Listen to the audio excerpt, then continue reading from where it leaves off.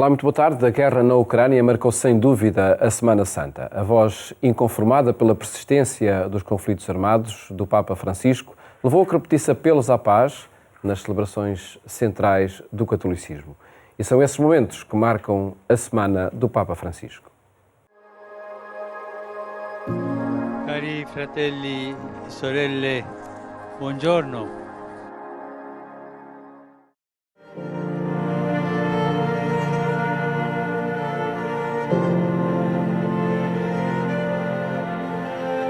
No início do Tríduo Pascal, Francisco regressou ao mundo das prisões para presidir a missa da Ceia do Senhor na cadeia de Civitavecchia.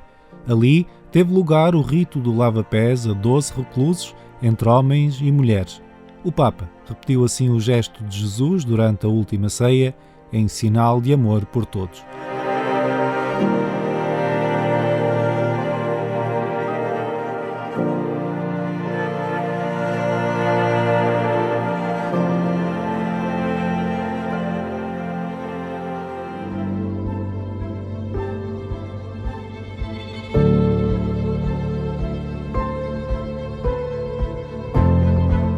A guerra na Ucrânia continua a marcar a atualidade e o drama está no coração do Papa.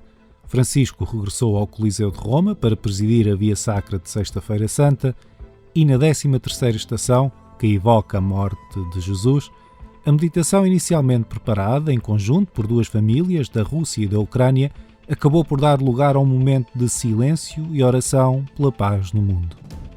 Mas há imagens que valem por mais do que 1000 palavras.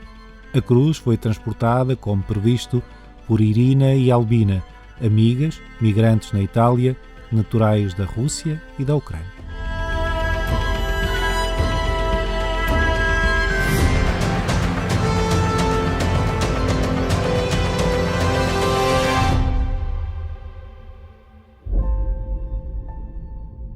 Porta gli avversari a stringersi la mano perché gustino il perdono reciproco. Disarma la mano alzata del fratello contro il fratello perché dove c'è l'odio fiorisca la concordia. Fa che non ci comportiamo da nemici della croce di Cristo per partecipare alla gioia della sua resurrezione.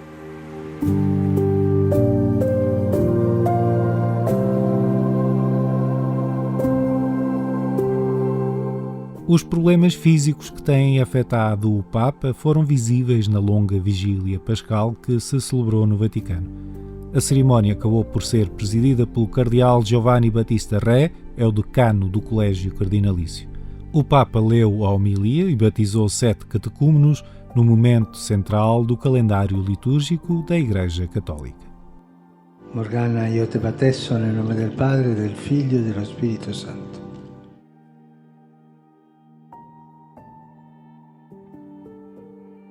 Facciamo Pasqua con Cristo.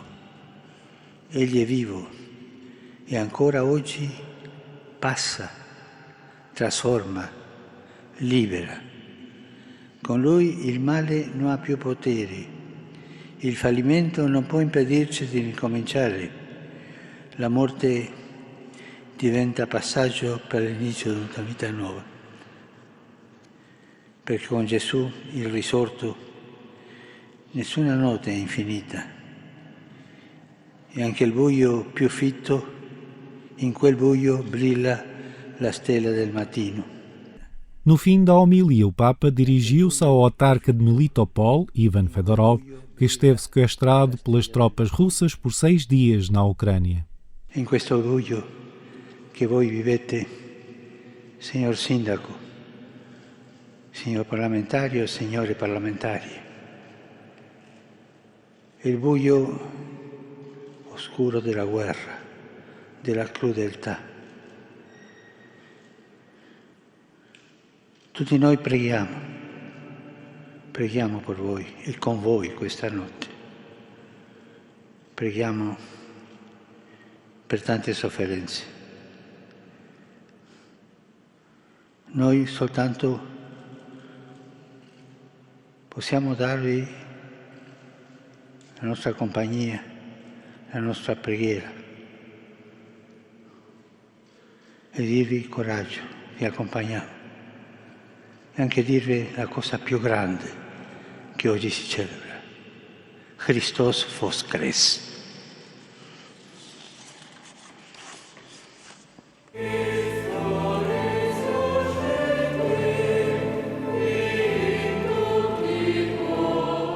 Depois de 2 anos marcados pelas limitações da pandemia, a missa do domingo de Páscoa voltou à Praça de São Pedro, decorada com 40.000 flores vindas dos Países Baixos. Milhares de pessoas estiveram na celebração, cheia de momentos simbólicos. Francisco não proferiu a homilia, deslocando-se no final da missa para a varanda central da Basílica de São Pedro, para a bênção à cidade de Roma e ao mundo, Urbi et Orbi, e a sua mensagem pascal. Porto nel cuore tutte le numerose vittime ucraine, i milioni di rifugiati ed sfollati interni, le famiglie divise, gli anziani rimasti soli, le vite spezzate e le città rasse al suolo. Ho negli occhi lo sguardo dei bambini rimasti orfani e che fuggono dalla guerra. Guardandoli non possiamo non aver dire il loro grido di dolore insieme a quello dei tanti altri bambini che soffrono in tutto il mondo, quelli che muoiono di fame o per assenza di cure, quelle che sono vittime di abusi e violenze e quelli a cui è stato negato il diritto di nascere. Davanti ai segni perduranti della guerra, come alle tante e dolorose sconfitte della vita, Cristo, vincitore del peccato, della paura e della morte, esorta a non arrendersi al male e alla violenza. Fratelli e sorelle, lasciamoci vincere dalla pace di Cristo. La pace è possibile. La pace è doverosa, la pace è primaria responsabilità di tutti.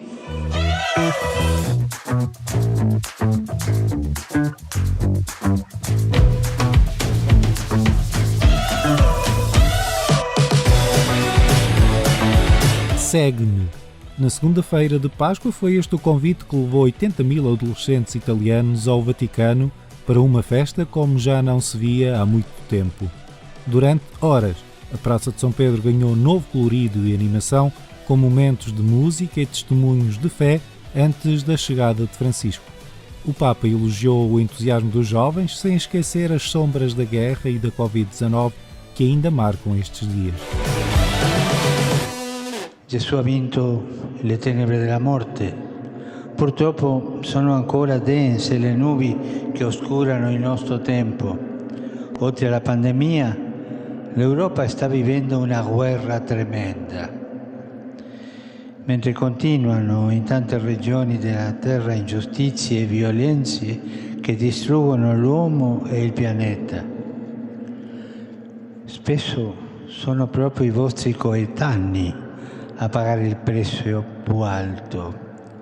Non solo la loro esistenza è compromessa e resa insicura, ma i loro sogni per il futuro sono calpestati. Tanti fratelli e sorelle attendono ancora la luce della Pasqua.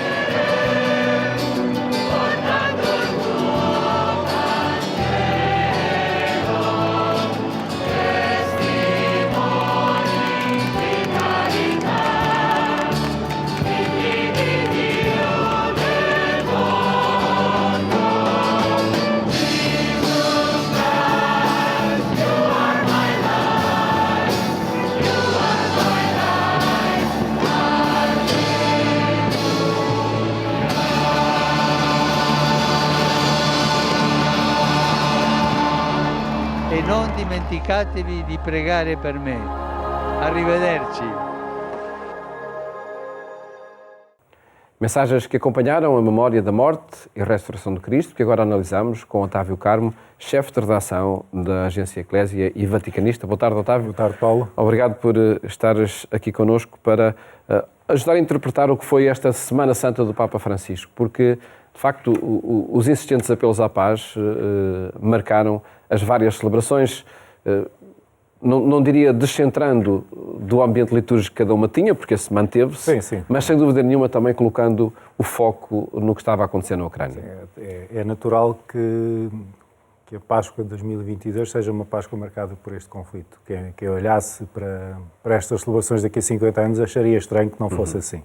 Portanto, esta perspectiva histórica que está sempre muito presente na atividade da Santa Sé e na ação dos Papas, é natural que seja um ponto focal, sabendo também que, isto é óbvio para quem está lá em casa a ouvir, que os olhos do mundo estão postos no Papa durante a Semana Santa. Portanto, aquilo que ele diz, os gestos que faz, aquilo que se cumpre, até os gestos que as pessoas à sua volta fazem, como aconteceu na Sexta-feira Santa, são todos importantes e são todos relevantes. Portanto, eu compreendo que tenha havido esse foco muito insistente, no caso do Domingo de Páscoa, não só na Ucrânia, mas num conjunto de conflitos, mais de uma dezena, que persistem. E essa persistência, como dizias do início do programa, e bem, é algo que incomoda profundamente o Papa Francisco. E poderá parecer estranho que as mensagens do Urbi et Orbi tenham esse foco muito acentuado na paz, nomeadamente a mensagem da Páscoa, mas temos de dizer também, e lembrar se calhar, que a mensagem da Páscoa é essencialmente uma mensagem de paz, não é? Sim, e tem sido assim há muitos anos. Quando o Papa fala à cidade e ao mundo, e quando digo o Papa não é só o Papa Francisco, falamos dos últimos pontificados, efetivamente tem de olhar que mundo é este que fala, não fala genericamente para uma massa indiferenciada de populações, e isso é um gesto de atenção. É um gesto que parece-me profundamente católico e cristão, de olhar especificamente para a realidade daquelas pessoas. Para o Iémen, que é uma guerra que não mediaticamente desapareceu, para a situação que persiste na Síria, para o drama do Líbano, depois daquela explosão em que havia diretos a toda hora e que, passados estes anos, já ninguém sequer quer saber como é que está a população. Esse assumir para si, há aqui uma mensagem de nova humanidade e de recomeço que eu quero deixar, mas é uma mensagem que é especificamente para esta e para aquela situação. E se calhar naquele domingo, o único momento em que as pessoas ouviram falar das crianças que estão a morrer à fome no Iémen foi quando o Papa tomou a voz por elas. E isso é fundamental. Isso é fundamental. E já vamos a outras mensagens que destacaste na reportagem que acabamos de ver. Antes, ainda há algo que fica também na história desta Semana Santa, que foi o regresso do Papa à Praça de São Pedro através do Papa Móvel. Isso é um momento bonito, né? No meio destas sombras todas que carregaram bastante as mensagens, houve outra dinâmica, ou seja, depois de 2 anos em que as celebrações foram fechadas, dentro da Basílica, com o aliviar das restrições que todos nós já vamos sentindo também, por causa da pandemia, nesta nova fase, o regresso das flores dos Países Baixos, dos milhares de peregrinos, da ida ao Coliseu, com toda aquela imagem fortíssima e muito simbólica que tem, aquela multidão com velas a acompanhar aquele percurso, tudo isso não é apenas um sinal de regresso a uma certa normalidade. É um sinal de esperança muito pascal, de recomeço, de vontade. É também muito simbólico que depois dos confinamentos e daquilo que se temia, eu penso que isso também foi visível em Portugal, de algum afastamento das pessoas, que se tenha visto muitas igrejas cheias, muita vontade de voltar a celebrar comunitariamente e não apenas do ponto de vista pessoal, fechado na sua sala. Isso são todos sinais muito importantes. Eu sinto que isso também empurrou um bocadinho o Papa em termos de alegria e de entusiasmo, porque se percebe que fisicamente houve várias limitações, mas que a boa disposição nunca faltou. Vamos a alguns momentos dessas celebrações, desde logo a missa da ceia do Senhor na quinta-feira à tarde. O Papa voltou a uma prisão. Aí o Papa conseguiu fazer uma coisa que eu acho que era o sonho dele desde o princípio, que era ir sem câmaras. Ou seja, não houve transmissão em direto. Nos primeiros anos falava-se que isso ia acontecer, mas depois a Rádio Vaticano e o Vatican News conseguiam sempre fazer a transmissão em direto. Desta vez o Papa foi em visita privada. Isso é um gesto muito forte, porque quer centrar efetivamente a celebração naquelas pessoas que ali estão.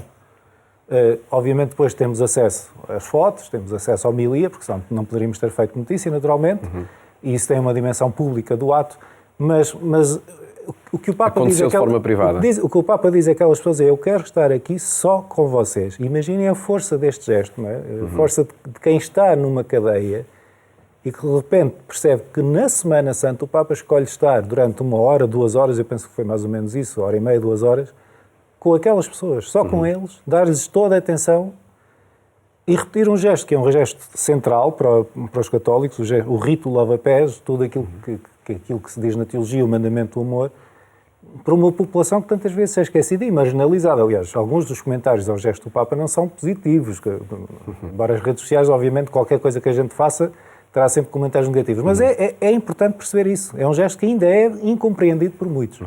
Portanto, acho que é obviamente uma das imagens que marcam o tríodo de Pascal. Outra será, sem dúvida, as duas mulheres, Sim. Uma da Rússia e outra da Ucrânia, que seguraram a cruz em conjunto, na Via Sacra. Foi um momento de alguma tensão, que foi resolvido eu diria, com a naturalidade de uma diplomacia como a do Vaticano, que tem muitos séculos de experiência. Conseguiu resolver a questão evitando uma referência explícita no texto que estava preparado a irmãos e irmãs, porque a questão dos irmãos para o projeto de dominação russo tem um significado que é muito diferente do significado de irmãos da Fratelli Tutti do Papa Francisco, dito rapidamente, mas o gesto manteve-se. E, portanto, a Páscoa, como dizias ainda há pouco, tem um grande capital simbólico. Não é apenas um comentário político. Aquilo que ali aconteceu não é um comentário político, a situação. Não é dizer que os dois povos estão em igualdade de circunstâncias. Tem o capital simbólico de apontar a um futuro possível e desejado e esperado até do ponto de vista teológico. Portanto, eu acho que foi isso que ficou claro. Aliás, nós tivemos ainda há pouco tempo, quando esteve cá o responsável da Santa Sé, que acompanha as Jornadas Mundiais da Juventude, a dizer-nos que gostaria de ver em Lisboa as bandeiras da Ucrânia e da Rússia lado a lado na Jornada Mundial da Juventude. Ou seja, isto é um horizonte de esperança que se aponta e que vai sendo repetido pelos responsáveis da Santa Sé. E ali ficou claro para todo o mundo. A cruz e o seu simbolismo é efetivamente aquele gesto, é um momento de grande simbolismo religioso. Não é uma leitura política que é feita, mas é importante para quem está a viver a situação. É por isso compreensível as tomadas de posições de lideranças católicas ucranianas diante deste gesto do Papa? Eles vivem uma situação que, para mim, é difícil... Não é o nosso ponto de vista, sem dúvida. O ponto de vista do observador é uma coisa, o ponto de vista de quem vive a situação é outra. Agora, há uma coisa que tem de ficar clara, e peço desculpa a quem estiver a ouvir e não concordar, mas é a minha opinião. O Papa e a Santa Sé querem acabar com a guerra. As lideranças religiosas da Ucrânia e da Rússia têm estado mais preocupadas em ganhar a guerra. São coisas diferentes e que têm consequências muito diferentes para a população. Eu compreendo o ponto de vista de quem sofre e quer uma espécie de retaliação sobre quem o está a invadir e obviamente, compreendo, mas o ponto de partida do discurso é completamente diferente e nós acompanhamos isso diariamente na Eclésia, essas tomadas de posição, e para mim a forma mais clara de explicar que eu encontro é esta. A preocupação do Papa é acabar com a guerra, a preocupação da liderança do Patriarcado Ortodoxo de Moscou ou do Patriarcado Ortodoxo da Ucrânia e até muitas vezes dos responsáveis greco-católicos da Ucrânia é ganhar a guerra, é derrotar o inimigo. E são coisas que nem sempre são conciliáveis, infelizmente. E insisto, com consequências muito gravosas para a população, porque o conflito se vai alargando. E essa persistência da voz do Papa vai se mantendo, de facto, em que a guerra termine. Nesta Semana Santa, na missa da Vigília Pascal, tornou-se evidente também que as limitações físicas do Papa acentuam-se. Sim, foi assim um pequeno susto, não é? Porque, efetivamente, não ter o Papa a celebrar a Vigília Pascal é sinal de que a situação física era insuportável.